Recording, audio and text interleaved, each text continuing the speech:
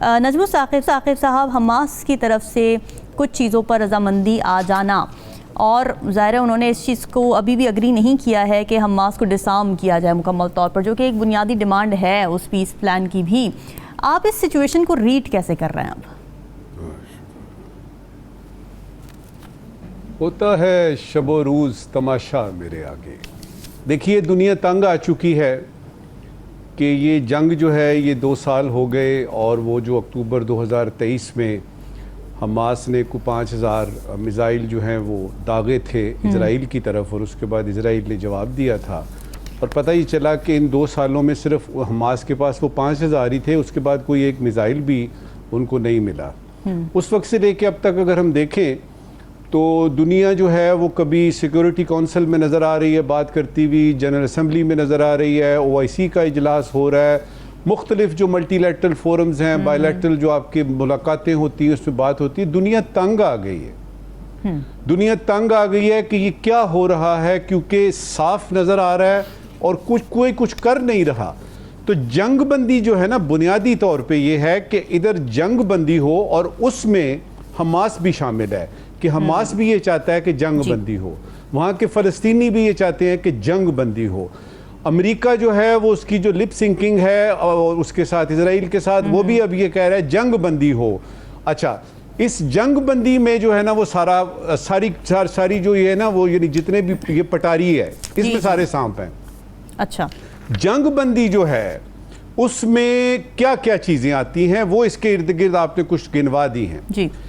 देखें, हमास का मानना या ना मानना इममटीरियल था, उसका कोई मायने इसलिए नहीं था कि इन्हीं 20 नुकात में, और उसके बाद यानी आके माइक के सामने प्रेसिडेंट ट्रंप कह चुके कि हमास को ये मानना पड़ेगा, और अगर उसने नहीं किया तो we'll go ahead in any case, हम इसके साथ चलेंगे, बुलडोज कर देंगे, इसको रौंदते हुए चले जाएंगे, और हाँ बिल्कुल, और उसको जो है वो यानी हमास को भी खत्म कर देंगे साथ साथ। तो मुझे लगता है 3 दिन पहले जब ये हुआ तो हमास में 2 धड़े सामने आए जी। एक ने कहा मानना है, एक ने कहा नहीं मानना। बिल्कुल। कल रात को तकरीबन पाकिस्तानी वक्त के मुताबिक 12:30 के करीब ये खबर आती है कि हमास मान गया जी। अच्छा, अब वो खबर जरा थोड़ी कच्ची पक्की थी, पता लगा जी हमास मान गया, सारे के सारा ही मान गया। तो मेरे दिमाग में ये सवाल आया, जो कि यानी 92 पे हम बात कर रहे थे कि भाई ये पहले देख तो ले क्या मानना है, क्या मानना है। तो उस पर पता ये लगा है कि मशरूत तौर पे मानना है हमास। नंबर 1, पहली बात तो ये कि मान गया है, मशरूत तौर पे मानना है, और उसमें जो मेन चीज है ना जिस पे के फोकस था नेतन्याहू का और प्रेसिडेंट ट्रंप का कि गजा पे कब्जा होगा और फलस्तीनियों को बेघर करेंगे, इस पॉइंट पे खास तौर पे उन्होंने कहा जी ये हमें मंजूर नहीं है, और यरगमाली हम देते हैं, लेकिन ये कि उसके लिए ज़मीनी हालात ठीक करें। मतलब क्या ज़मीनी हालात का, कि फ़लस्तीनियों को ज़िंदा रहने दें, हमास के लोगों को ज़िंदा रहने दें, और उसके बाद ये है कि उनको खाने पीने का ये फ्लोटेला वगैरह दाएं बाएं से जो दुनिया की मदद आ रही है उसको करें, और सबसे बढ़ के बमबारी ख़त्म करें, जिसका यानी सदर ट्रंप ने कहा है कि वो मान गए हैं और अब बमबारी ख़त्म करनी चाहिए। मुझे हंसी आती है ये देख के कि दुनिया के सबसे बड़े ताकतवर मुल्क का प्रेसिडेंट जो है वो बार बार कह रहा है इजराइल को ये नहीं करना चाहिए, इजराइल को वो नहीं करना चाहिए, इजराइल बमबारी बंद करे, लेकिन फिर भी हो रही है।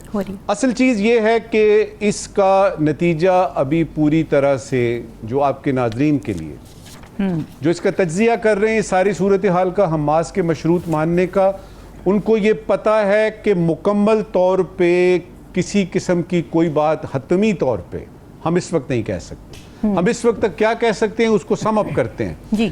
नंबर 1 के जंग बंदी के इम्कानात नजर आ रहे हैं। नंबर 2, इजराइल के अहदाफ जो हैं जो गजा के बारे में थे, वो जिसमें डेमोलिशन का जिक्र उनके फाइनेंस मिनिस्टर ने किया था, वो पूरा हो गया है। नंबर 3 के मगरबी किनारे पे कंस्ट्रक्शन शुरू हो गई है। नंबर 4 के रिवियरा जो बनाना था, वो शुरू में टेंट सिटी था, बाद में रिवियरा हो गया, उसकी तरफ चीज़ें जा रही हैं, और पूरी दुनिया जो है उसकी कोई परवाह नहीं है इजराइल को और डोनाल्ड ट्रंप को। पाकिस्तान की बात करके इस वक्त की बात ख़त्म करता हूँ। पाकिस्तान ने क्या किया है जी कि ट्रंप के 20 नुकात मिनोअन हमारे नहीं हैं।